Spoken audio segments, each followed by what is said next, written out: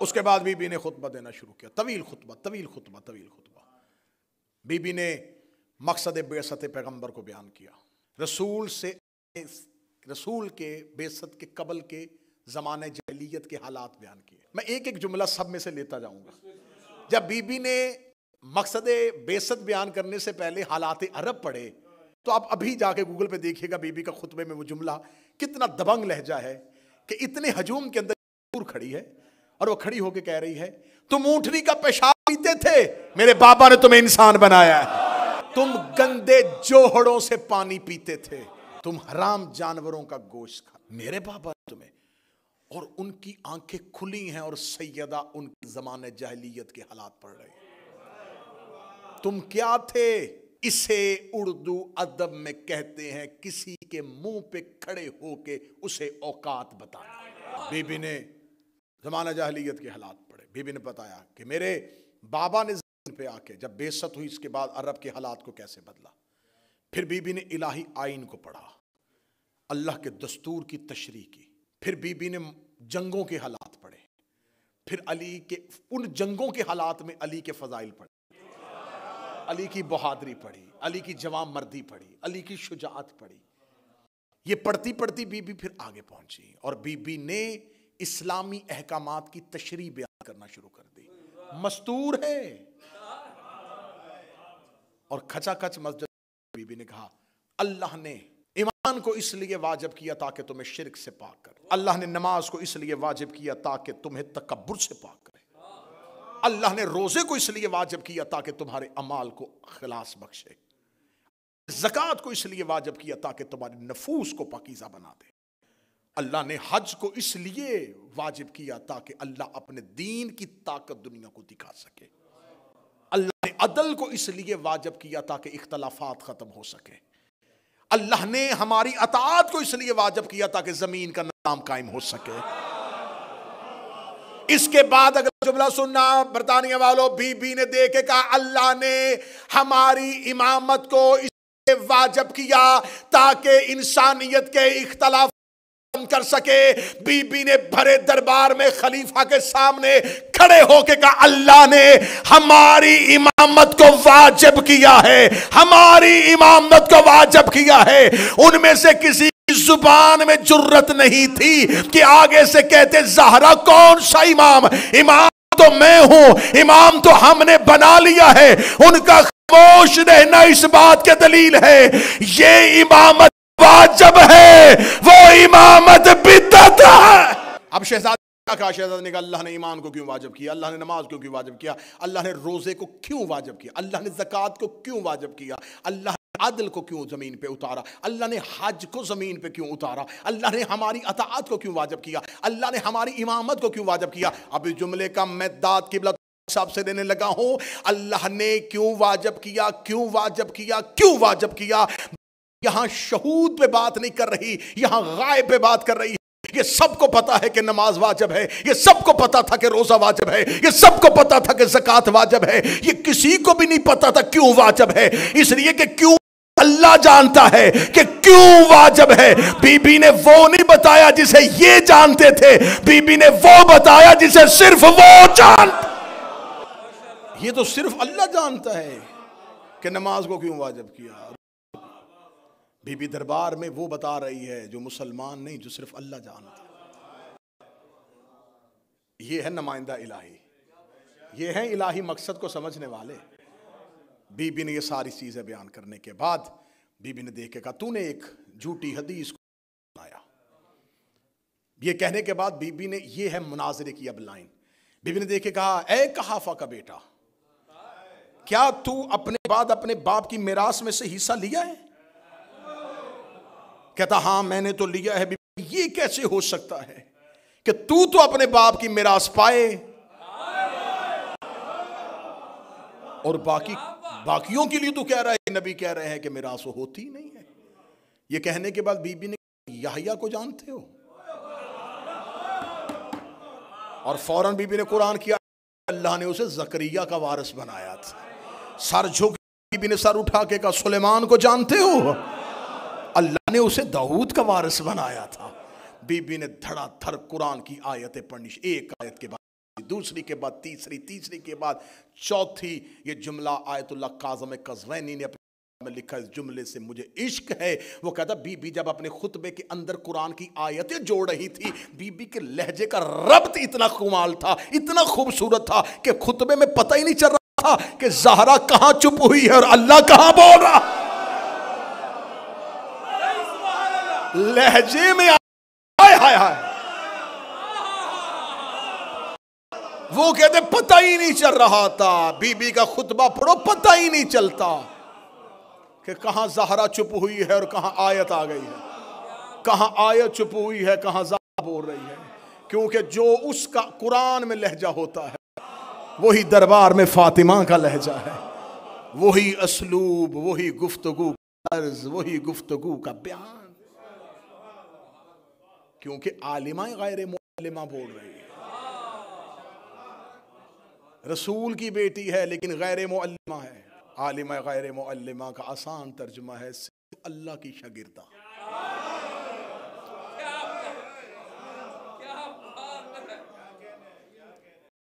ایک دن مولا امیر المومنین نے بی بی کے سر بیان کرتے ہوئے جناب سیدہ سے پوچھ لیا تھا، زہرا علی وہ بھی جانتا اور وہ بھی جانتا ہے جو ہوگا. سیدہ اٹھی اور علی کے ہاتھ کا بوسہ دے کے کہنے لگی زہرا وہ بھی جانتی ہے جو ہوگا ہی نہیں. اس جملے کا سر نہیں آپ نے لیا، آپ نے اس جملے کا راز نہیں لیا. جو ہو چکا، علی کہتے میں وہ بھی جانتا ہوں، جو ہوگا وہ بھی جانتا ہوں. بی بی نے کہا میں وہ جانتی ہوں جو ہوگا ہی نہیں، کیونکہ جو ہو چکا ہے یہ بھی لوح پہ لکھا ہے، جو ہوگا یہ بھی لوح پہ. بی بی کہتی میں وہ بھی جانتی ہوں جو لوح پہ لکھا ہی نہیں. میں ہر وہ شے جانتی ہوں جو کبھی بھی نہیں ہوگی. سیدہ خطبہ دیتی جا رہی ہے. بی بی نے کہا یحییٰ تو پائے، سلیمان تو پائے اور میں وراثت نہ پاؤں. ایک روایت کہتی 40 آیت اور ایک روایت کہتی ہے 70 آیتیں بی بی نے پڑھی، مسلسل 70 آیتیں پڑھی اور سامنے سے سرنڈر نہیں کیا گیا. کسی آیت کے بعد نہیں کہا اچھا ٹھیک ہے اب ہم تک آیت پہنچ گئی. اور اللہ نے قرآن میں یہ کلیہ دیا ہے کہ جب تمہارے پاس نص آئے اور تمہارے پاس صرف اپنی ذاتی قیاس اور دلیل ہو تو اپنی قیاس کو ختم کرو اور اللہ کی دی ہوئی نص کو تسلیم کرو. اور یہ تمام علماء کے ہاں مسلمہ قانون ہے جو رائج ہے. اگر آپ کے پاس نص قرآن سامنے آ جائے تو اب دلیل کی، قیاس کی، اجتہاد کی گنجائش ہی نہیں رہتی، نص آ گئی ہے. بی بی نے 70 نصوص دی ہیں. سامنے سے نص کو تسلیم نہ کرنا یہ نہیں ہے کہ بی بی جوانی میں آیتیں پڑھ رہی تھی. بی بی نے یحییٰ اور زکریا کا ذکر کیا، بتاؤں آیت، یہ مانے، اس نے نہیں مانا، اس کا مطلب یحییٰ کا بھی انکار کر دیا، زکریا کا بھی انکار کر دیا. بی بی نے سلیمان اور داؤد والی انہوں نے نہیں مانی، اس کا مطلب داؤد کا بھی انکار ہو گیا، سلیمان کا بھی انکار ہو گیا. بی بی نے 70 قرآن میں سے وہ آیتیں چنی تھیں جس انکار کے بعد اب کچھ بھی باقی نہیں رہتا.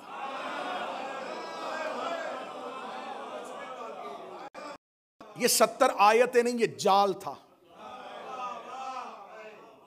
جس کے اندر وہ گھیر لیا. کیسے بات کریں کسی بھی بات کی؟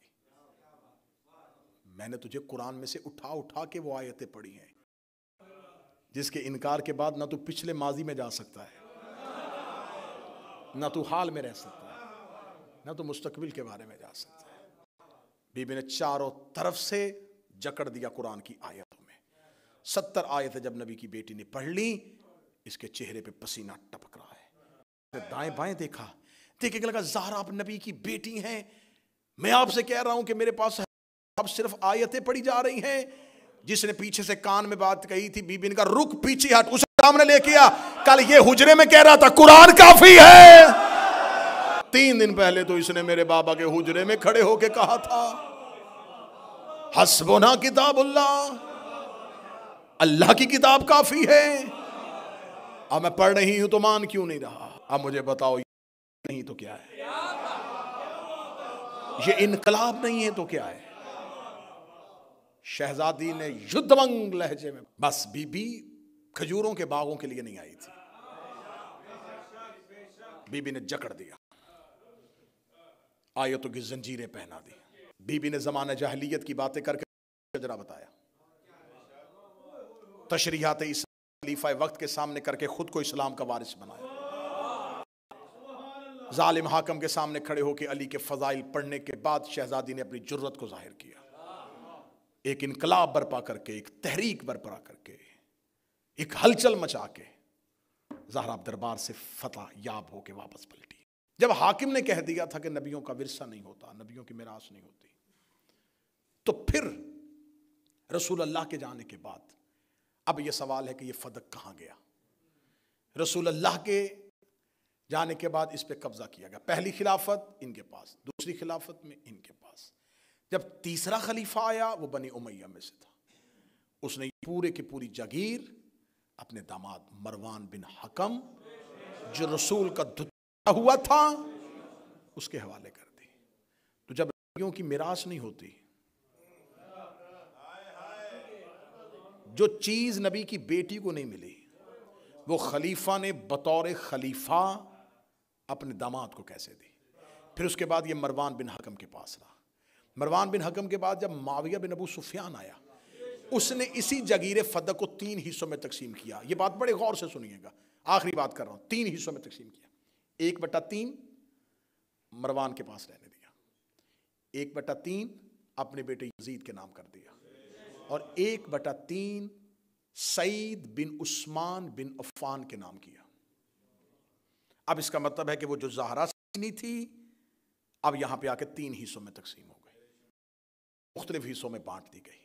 اس کے بعد یزید کے بعد جب پھر دوبارہ مروان کی حکومت آئی، اس نے دوبارہ تخت سنبھالا، اس نے بے دخل کر کے پھر پوری کی پوری جاگیر اپنے پاس لی. پھر اس کے بعد فدق جو ہے یہ عبدالعزیز اس کے بیٹے ملکیت رہا. پھر عمر بن عبدالعزیز آیا، اس نے اپنے عرصے میں آتے ہی سب سے پہلے 2 کام کیے. ایک، ممبروں پہ علی پہ سب و شتم بند کروایا. ایک، فدق بنی فاطمہ کو واپس کیا. اس کے بعد پھر بنی امیہ نے پھر دوبارہ چھین لیا.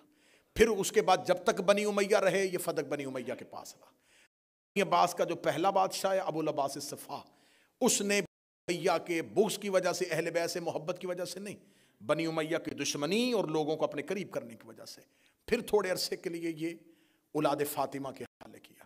پھر یہ اولاد فاطمہ کے پاس جاتا ہے. پھر منصور دیوانگی کا دور آیا، اس نے پھر چھین لیا. پھر مہدی عباسی کا دور آیا، اس نے واپس کر دیا. پھر ہادی عباسی نے دوبارہ چھین لیا. پھر ہارون الرشید تک پہنچ گیا. جب ہارون رشید تک پہنچا تو اس نے امام موسیٰ کاظم کو ایک خط لکھا. اس نے خط لکھا کہ میں چاہتا ہوں کہ میں یہ جگیر فدق تمہارے نام کر دوں. تو مجھے بتا سکتا ہے اس کا حدود کتنی ہے؟ اس کی حدود، آخری جملے کہہ رہا ہوں، اس کی حدود کتنی ہے، اس کا رقبہ کتنا ہے؟ تو سرکار موسیٰ کاظم کا جو خط ہے وہ آج بھی کتاب میں موجود ہے. امام موسیٰ کاظم نے کہا اس کی 1 حد عدن، دوسری سمرقند، تیسری افریقہ اور چوتھی بحر احمر. اب یہ لفظ کیونکہ پرانی میپ کے لحاظ سے ہیں، آج کے لحاظ سے دیکھ لیتے ہیں. ایک یمن میں ہے، ایک آذربائیجان میں ہے، ایک افریقہ میں ہے اور دوسری آرمینیا میں ہے. جب مولا امام موسیٰ کاظم نے حدود کا یہ رقبہ لکھا تو ہارون رشید چکرا کے کہنے لگا ہماری حکومت کہاں ہے؟ اب جب اس نے یہ کہا کہ ہماری حکومت کہاں ہے تو اب یہ سوال تھا کہ وہ فدق جو مدینے سے نکلا تھا یہ بجائے سکڑنے کے پھیلا کیسے؟ اب اس وقت فدق کدھر ہے؟ ایک شخص نے مجھے کہا کہ مجھے کاروبار کرنے کے لیے کچھ بھی نہیں ہے میرے پاس، مجھے 10,000 دے دے. میں نے اسے 10,000 دیا. اس نے 10,000 سے کاروبار شروع کیا. کرتا کرتا کرتا وہ 10 ارب تک پہنچ گیا. اس کے پاس آیا تو اس نے کہا یہ 10 ارب نہیں ہے، یہ اصل میں وہی 10,000 ہے جو پھیلتا پھیلتا 10 ارب تک پہنچ گیا تھا. جب فتوحات اسلامیہ ہوتی گئی تو خلیفہ نے کہا تھا کہ ہم نے اس کو قبضہ اس لیے کیا ہے تاکہ ہم اس سے جنگی استعمال کے لیے ہتھیار لیں گے، آلات استعمال کریں گے. تو یہ جہاں جہاں اسلام پھیلتا گیا، کیونکہ جس جگیر سے مال لے کے جا رہے تھے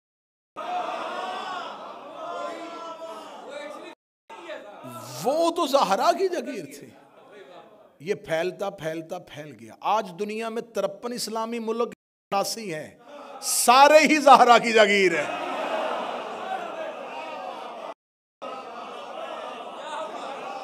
جہاں جہاں لا الہ پہنچا ہے وہ زہرا کی جگہ. بسم اللہ سب.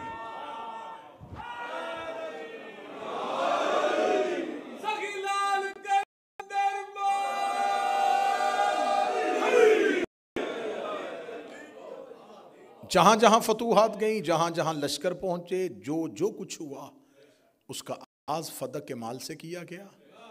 تو اس کا مطلب ہے اگر کسی فوجی کو تنخواہ ملی تھی تو فدق سے، کسی کے ہاتھ میں تلوار تھی تو فدق کی، کسی کے پاس گھوڑا تھا تو فدق کا، کسی کے پاس نیزہ تھا تو فدق کا. اب جہاں جہاں وہ تلوار چلی فدق کے مال کی وجہ سے، فدق نہ ہوتا تلوار نہ ہوتی. تو اب ہر دور میں اب سوال یہ ہوتا ہے کہ مولا امیر المومنین نے اسے اپنے دور میں بزور طاقت واپس کیوں نہیں لیا؟ چلیں وہ تو واپس کرتے رہے، وہ جب دیتے تھے تو اب اہل بیت کر سکتے تھے، اس لیے کہ اگر انکار کریں گے تو یہ انکار تاریخ میں لکھا جائے گا کہ دیکھا صرف زہرا کی تھی میرا ہے، بعد میں آنے والے اماموں نے تو کہا ہمارا ہے ہی نہیں. یہ جان بوجھ کے یہ جال چلتے تھے کہ ان میں سے کوئی انکار کرے. لیکن سوال آج بھی سوشل میڈیا پہ ایک ہی کھڑا ہے کہ جب مولا علی بطور خلیفہ تھے چوتھے نمبر پہ تو انہیں سب سے پہلے فدق واپس لینا چاہیے تھا. احمقانہ سوال ہے، عاقلانہ دلیل دینے لگا ہوں. پہلے جملے سے یہ بات کہہ رہا ہوں کہ فدق ملکی رہا ہے. فدق جناب زہرا کی ملکیت ہے. جناب زہرا نے دربار میں کھڑے ہو کے اپنی ملکیت کا سوال کیا، انہوں نے ان کی ملکیت واپس نہیں کی. بی بی نے دربار سے پلٹتے ہوئے کہا اب تیرا اور میرا فیصلہ اس کی عدالت میں ہوگا. اب یا تو وہ مالکن اپنی زندگی میں مولا علی کو وصیت کر کے جا یا علی میرے بعد فدق واپس لینا. تو اب جب مولا علی بطور خلیفہ آتے تو اب علی پہ تھا کہ علی کے اوپر ایک وصیت ہے بطور قرض. وہ کہہ کے گئی تھی اب آپ کو طاقت ملے، اقتدار ملے، اختیار ملے، لے لینا.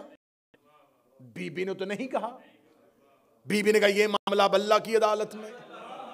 تو جو فائل سپریم کورٹ میں چلی گئی ہو، لوئر کورٹ اس مقدمے کو نہیں لا سکتی. وہ سپریم کورٹ کو نہیں کہہ سکتے جی آپ نہ سنیے گا ہم سننے لگے. فیصلہ چلا گیا تھا اللہ کی عدالت. ایک دلیل.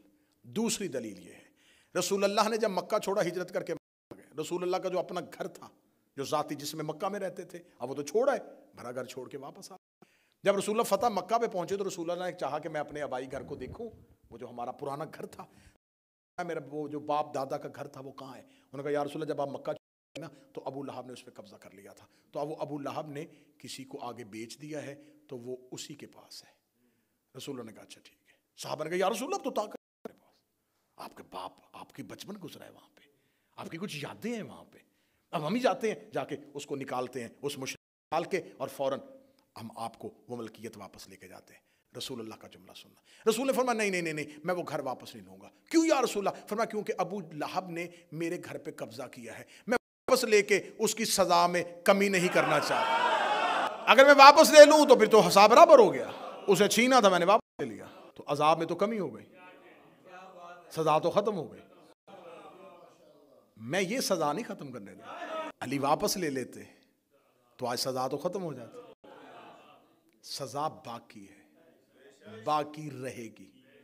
سارے شیعہ بھی مر جائیں ایک بچہ زندہ رہے وہ پھر بھی زہرا کے قاتل کی عزت نہیں کرے گا.